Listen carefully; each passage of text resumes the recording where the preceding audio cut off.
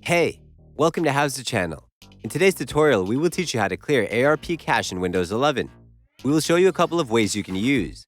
Go to taskbar search, type services, and click on it to open. Look for Routing and Remote Access Service. Double-click on it. A new window will open. Set startup type to Disabled. Go to Service Status.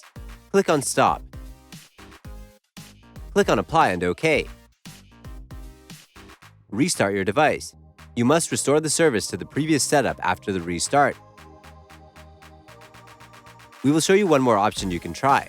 Go to taskbar search. Type PowerShell. Click on Run as Administrator. Click on Yes in the pop-up window. Copy and paste the command you can find in the description box below the video. Paste the command and press Enter for it to run.